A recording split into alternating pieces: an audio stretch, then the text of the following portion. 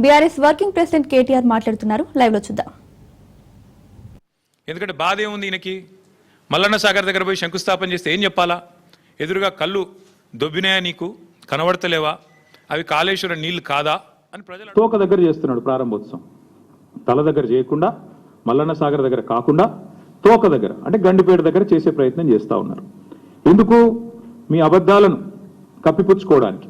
మీరు ఇన్ని రోజులు వాగిన వాగుడంతా చెత్తవాగుడు అని ప్రజలకు తెలుస్తుంది. కాబట్టి ఇవాళ మీరు ఎన్ని దిక్కుమాలిన మాటలు మాట్లాడినా చివరికి మళ్ళీ కాళేశ్వరమే మీకు దిక్కు అయింది. కాబట్టి ఇవాళ మొహం చెల్లక మల్లన్న సాగర్ దగ్గర శంకుస్థాపన చేయడానికి మొహం చెల్లక ఈ ముఖ్యమంత్రి గారు, ఈ ప్రభుత్వం 1,00,000 కోట్ల అవినీతి కూలిపోయింది, కాళేశ్వరం కూలేశ్వరం అయిపోయింది అని మాట్లాడిన మాటలు ఏవైతున్నాయో వాటి నుంచి తప్పించుకోవడానికే ఈరోజు గండిపేట దగ్గర ఒక డ్రామా చేస్తూ ఉన్నారు.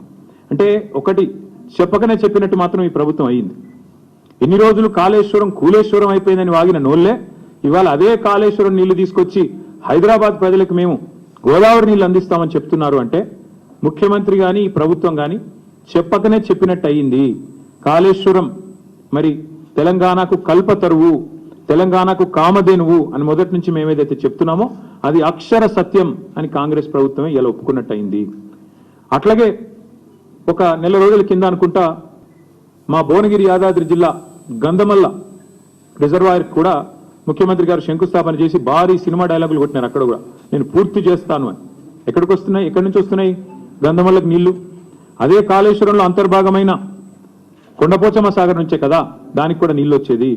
ఇవాళ మల్లన్న సాగర్ నుంచి గండిపేటకు నీళ్లు తరలించి శంకుస్థాపనలు, ఆ రోజు కొండపోచమ్మ సాగర్ నుంచి గంధమల్లకు నీళ్లు తరలించడానికి శంకుస్థాపనలు, మరొక వైపేమో కాళేశ్వరం మీద శాపనార్థాలు. ఇంతకంటే అరాచకమైన, ఇంతకంటే సిగ్గుమాలిన ప్రభుత్వం ఈ దేశంలో ఉన్నదా అని అనక తప్పడం లేదు. ముఖ్యమంత్రి గారి వైఖరి చూస్తూ ఉంటే కాళేశ్వరం నీళ్లు వాడుకుంటూ, కాళేశ్వరం ప్రాజెక్టును పూర్తి స్థాయిలో వినియోగించుకుంటూ, దానివల్ల కీర్తి కోసం ప్రయత్నం చేస్తూనే మరొక వైపు కాళేశ్వరాన్ని బద్నాం చేసే ప్రయత్నం చూస్తుంటే తల్లిపాలు దాగి రొమ్ము గుద్దడం అనే సామెత కూడా గుర్తొస్తా ఉన్నది. నిజంగా చెప్పాలి అంటే ఇవాళ మీరు శంకుస్థాపన చేయాల్సి వస్తే మల్లన్న సాగర్ దగ్గర చేయాలి, లేదా కొండపోచమ్మ సాగర్ దగ్గర చేయాలి. కానీ గండిపేట దగ్గర చేస్తూ ఉన్నారు.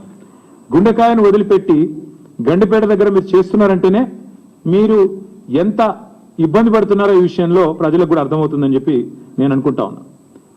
కొందరిని కొంతకాలం మోసం చేయొచ్చు కానీ అందరినీ ఎల్లకాలం మోసం చేయలేం.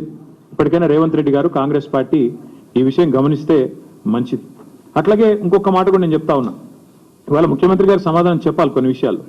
ఇవాళ మీరు తెస్తున్నది కాళేశ్వరం నీళ్ళ కాదా? ఇవాళ మీరు తీసుకొస్తున్నది ఇక్కడ గండిపేటకి కాళేశ్వరం జలాలా కాదా? స్పష్టంగా చెప్పాలి. ప్రతిపక్షంలో ఉన్నప్పటి నుంచి ఈ రోజు దాకా కాళేశ్వరాన్ని విఫల ప్రాజెక్టుగా చిత్రీకరించే ప్రయత్నం చేసినందుకు, చేసి కూడా ఫెయిల్ అయినందుకు, దాని మీద కమిషన్లు వేసి కూడా అట్టర్ ఫ్లాప్ అయినందుకు, మళ్ళీ ఇవాళ సిబిఐ ఎంక్వైరీ పేరిట మోసం చేయబోతున్నందుకు ముందుగా ముఖ్యమంత్రి గారు ఈ రాష్ట్ర ప్రజలకు క్షమాపణ చెప్పాలని చెప్పి మేము డిమాండ్ చేస్తా ఉన్నాం. ఎందుకంటే ఎంత అరాచకమైన, ఎంత నికృష్టమైన బుద్ధి ఉన్నవాడైనా సరే ఇంత దిగజారుడు పని చేయరు. సొంత రాష్ట్రాన్ని తులనాడే పని, ప్రజల సొమ్ముతో కట్టిన ప్రాజెక్టును విఫల ప్రాజెక్టుగా చిత్రీకరించే పని చేయరు. కానీ ముఖ్యమంత్రి గారు ఆ ప్రయత్నం చేస్తూ ఉన్నారు. అట్లాగే నేను గుర్తు చేస్తా ఉన్నా ముఖ్యమంత్రి గారికి, మొదటి నుండి మేము చెప్తున్న మాట, కాళేశ్వరం అంటే ఒక బ్యారేజ్ కాదు, కాళేశ్వరం అంటే ఒక రిజర్వాయర్ కాదు, కాళేశ్వరం అంటే ఒక కాలువ కాదు, కాళేశ్వరం అంటే ఒక మల్లన్న సాగర్, కాళేశ్వరం అంటే ఒక కొండ పోచమ్మ సాగర్, కాళేశ్వరం అంటే ఒక రంగనాయక్ సాగర్, కాళేశ్వరం అంటే ఒక అనంతగిరి రిజర్వాయర్, కాళేశ్వరం అంటే ఒక గంధమల్ల, కాళేశ్వరం అంటే ఒక బస్వాపూర్ రిజర్వాయర్, కాళేశ్వరం అంటే ఒక రాజరాజేశ్వర సాగర్ మిడ్మానేర్, కాళేశ్వరం అంటే ఎస్ఆర్ఎస్పి పునరుజ్జీవ పథకం. మొత్తంగా కాళేశ్వరం అంటే 3 బ్యారేజీలు, 15 రిజర్వాయర్లు, 19 సబ్ స్టేషన్లు, 21 పంపింగ్ స్టేషన్లు, 203 కిలోమీటర్ల సొరంగ మార్గాలు, అట్లాగే 1531 కిలోమీటర్ల గ్రావిటీ కాలువలు, 98 కిలోమీటర్ల ప్రెషర్ మెయిన్స్. కాళేశ్వరం అంటే 141 టీఎంసీల స్టోరేజ్ కెపాసిటీ, 530 మీటర్లకి నీళ్ల ఎత్తిపోతల పథకం, multi stage lift irrigation project, ప్రపంచంలోనే అతిపెద్ద లిఫ్ట్ ఇరిగేషన్ ప్రాజెక్ట్ కాళేశ్వరం. ఇది వాస్తవం. కాళేశ్వరం ద్వారా ఇప్పటిదాకా 1 కాదు 2 కాదు ఏకంగా 240 టీఎంసీల నీటి వినియోగం జరిగింది. ఇది అక్షర సత్యం. దానివల్ల 20 లక్షల ఎకరాలకి మనం ఏం చెప్పడం కాదు. శాసనసభలో అక్బరుద్దీన్ ఓవైసీ గారు అడిగినారు, మీరేమో కాళేశ్వరం ద్వారా 1 ఎకరానికి నీళ్లు రాలేదని చెప్తున్నారు, మరి మీరు ఇచ్చిన పుస్తకంలోనే 20 లక్షల ఎకరాలకు నీళ్లు ఇచ్చినట్టుగా ఉన్నది, ఏది నమ్మాలా మీ ప్రభుత్వానికి కనీసం కుడి చేయికి ఎడం చేయికి సయోధ్య ఉన్నదా అని స్వయంగా ఇవాళ మీ మిత్రపక్షంగా వ్యవహారం చేస్తున్న అక్బరుద్దీన్ ఓవైసీ గారు కూడా అడిగే పరిస్థితి వచ్చింది అంటే మీరు అర్థం చేసుకోండి.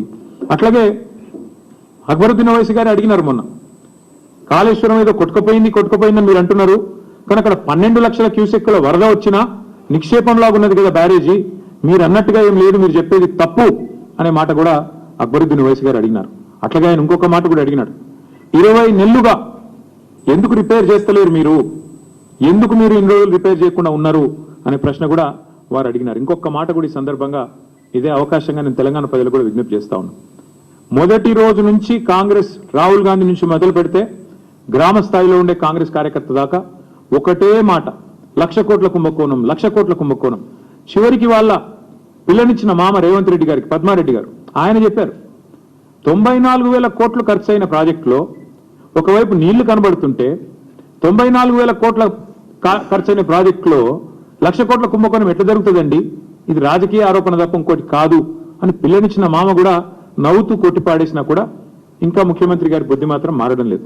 వాస్తవం ఏంది, 94,000 కోట్లు ఖర్చు అయినాయని మీ ప్రభుత్వం కూడా చెప్తా ఉంది. బీఆర్ఎస్ ప్రభుత్వం ఉన్నప్పుడు కాళేశ్వరం ప్రాజెక్టు కోసం 93,769 కోట్లు, దాదాపుగా రౌండ్ ఆఫ్ చేస్తే 94,000 కోట్లు ఖర్చు అయినాయని మీ ప్రభుత్వం చెప్పింది. అందులో మేడిగడ్డ బ్యారేజ్ ఖర్చు ఎంత, 4,000 కోట్లు. 4,000 కోట్లలో మన హరీష్ రావు గారు వివరంగా చెప్పినారు, ఏది శాసనసభలో 4,000 కోట్లలో భూసేకరణకు ఎంత అయింది, రిటైనింగ్ వాల్స్ కన్స్ట్రక్షన్ కి ఎంత అయింది, ఓన్లీ ఆ బ్యారేజ్ ఏదైతే సిమెంట్ స్ట్రక్చర్ ఉందో దానికి ఎంత అయింది లెక్క తీస్తే మరి 85 పిల్లర్లు ఉండే ఆ బ్యారేజ్ ఖర్చు అయింది 1,500 2,000 కోట్లు. అందులో ఎన్టీఎస్ఏ రిపోర్ట్లు కూడా ఏం చెప్పినారు, కేవలం 7th బ్లాక్ ఒక్కటి పునర్నిర్మాణం చేస్తే చాలు అని చెప్పారు. మరి 7 బ్లాకుల్లో ఒక్క బ్లాక్ దెబ్బతింటే ఆ మొత్తం 7 బ్లాక్లకు 1,500 2,000 కోట్లు ఖర్చు అయింది అనుకుంటే ఒక బ్లాక్ కోసం ఎంత అవుతుంది, 250 300 కోట్లు ఖర్చు అవుతుంది.